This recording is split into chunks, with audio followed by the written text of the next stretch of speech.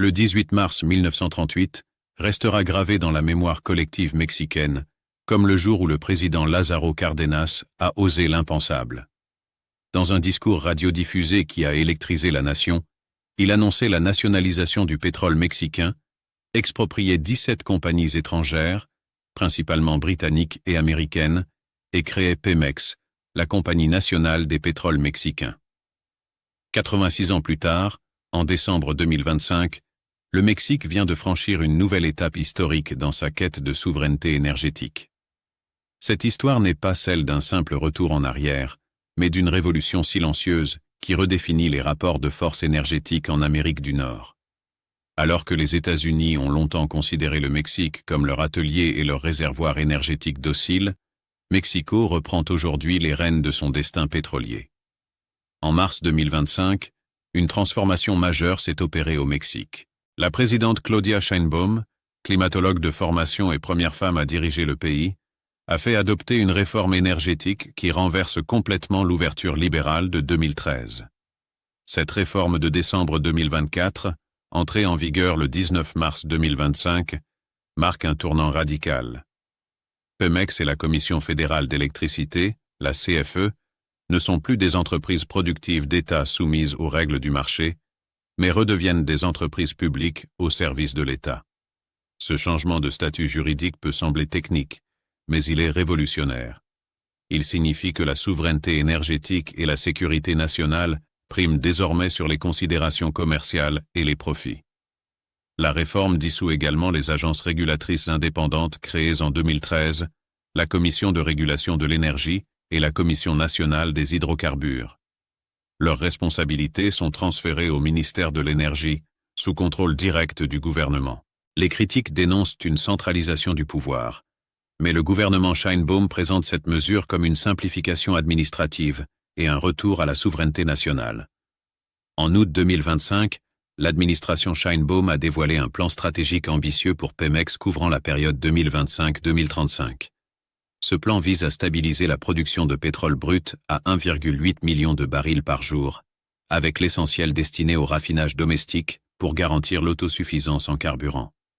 La dette colossale de Pemex, 88,8 milliards de dollars de dette financière et 22,9 milliards de dollars de dette fournisseur au deuxième trimestre 2025, constituait un fardeau écrasant.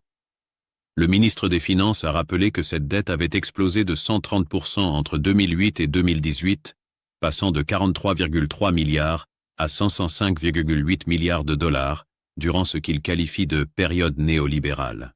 Pour alléger ce poids, la Banque nationale des travaux publics et du développement a créé un fonds d'investissement de 250 milliards de pesos mexicains. La moitié sera financée par le système bancaire de développement du Mexique, le reste provenant de banques commerciales, et à terme d'investisseurs via des mécanismes de finances structurés. Cruciale innovation, ce fonds soutiendra les projets d'investissement de Pemex sans accroître son endettement. Le gouvernement continuera à soutenir financièrement Pemex en 2025 et 2026, mais à partir de 2027, l'entreprise devra s'autofinancer grâce à ses propres revenus, sous un régime fiscal plus soutenable. L'objectif est une réduction de 16% de la dette totale de Pemex par rapport au niveau de 2018 d'ici fin 2025. Voici le paradoxe qui a motivé cette transformation radicale. Le Mexique, quatrième producteur de pétrole des Amériques, exportait en 2021 environ 57% de sa production de brut, mais importait l'équivalent de 39% de sa production en produits pétroliers raffinés.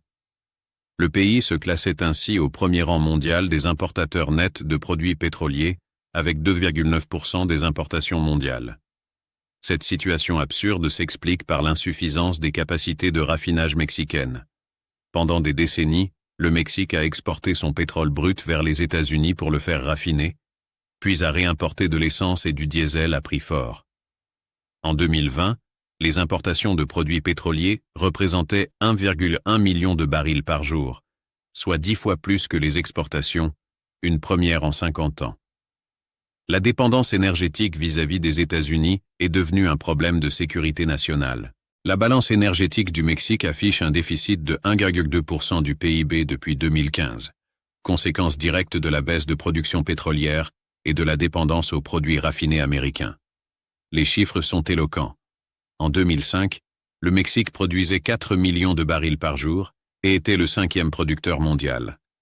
En 2019, la production avait chuté à 1,7 million de barils par jour, son plus bas niveau depuis 40 ans.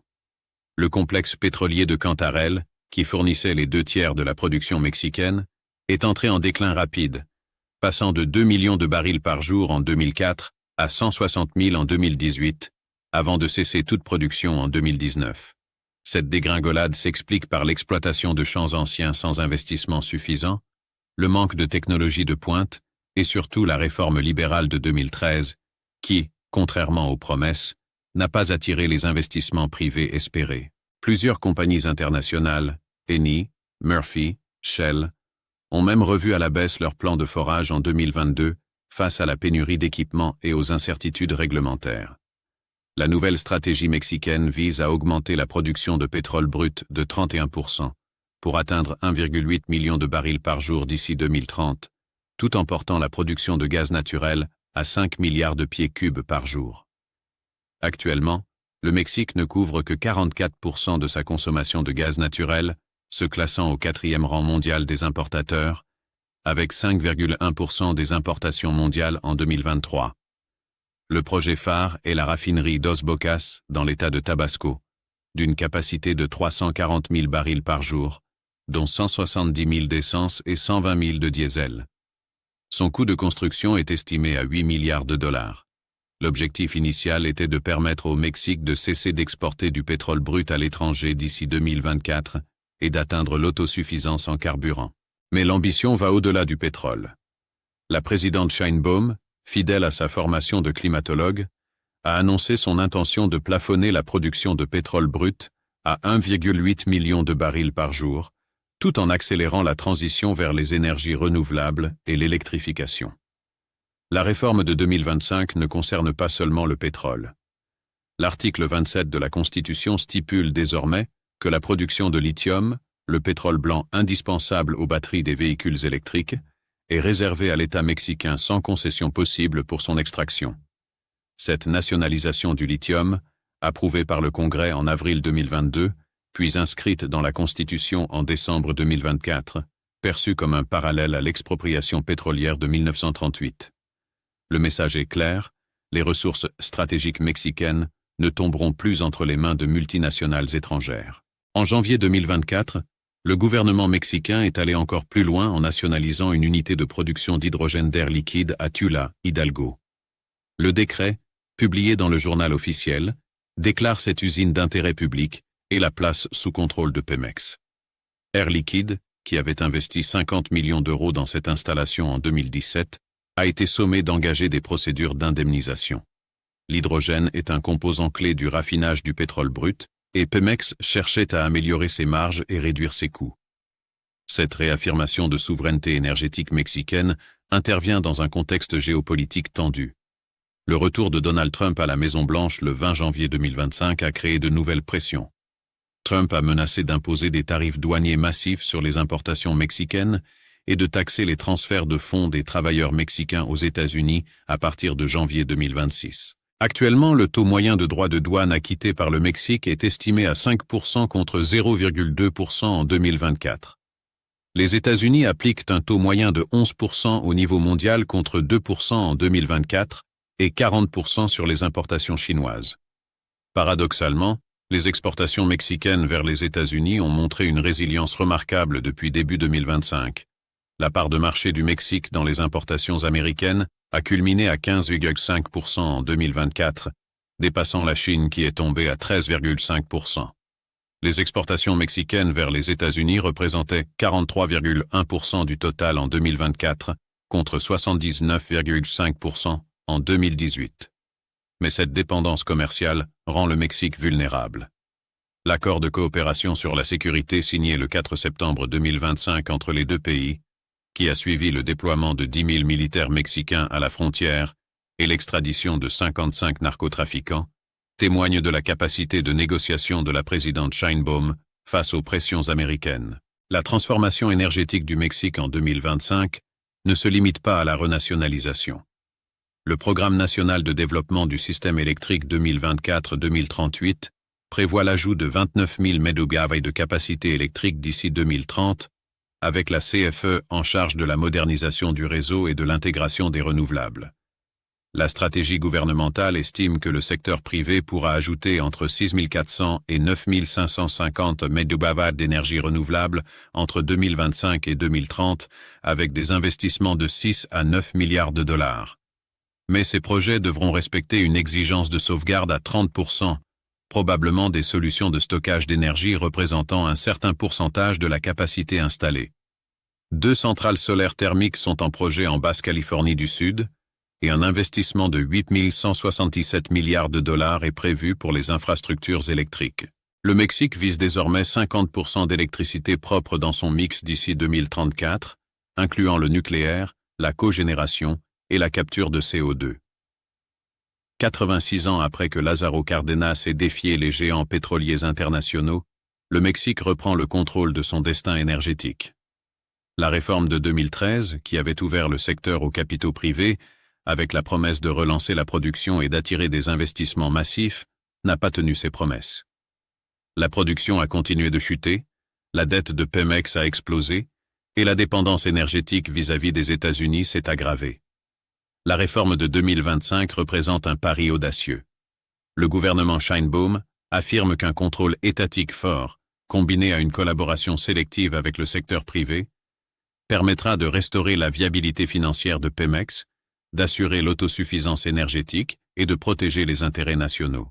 Les agences de notation comme Moody's, qui a dégradé les perspectives du Mexique de stable à négative en novembre 2024, expriment leur scepticisme. Les investisseurs étrangers s'inquiètent de la dissolution des régulateurs indépendants et de la centralisation du pouvoir. Mais pour des millions de Mexicains, cette réforme n'est pas seulement économique, elle est profondément symbolique. Le 18 mars, jour de commémoration de l'expropriation pétrolière de 1938, n'est pas un jour férié ordinaire au Mexique. C'est un rappel que la souveraineté énergétique est indissociable de l'identité nationale.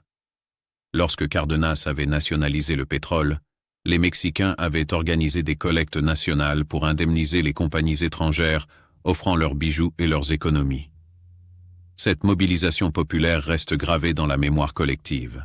Aujourd'hui, en décembre 2025, alors que le monde observe avec attention cette nouvelle révolution énergétique mexicaine, une chose est certaine. Après 86 ans de lutte, d'ouverture et de retour en arrière, le Mexique affirme que son pétrole, son lithium et son avenir énergétique lui appartiennent.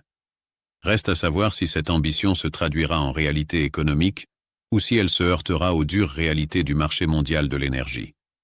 Une certitude demeure: la domination énergétique absolue des États-Unis sur leurs voisins du Sud appartient désormais au passé.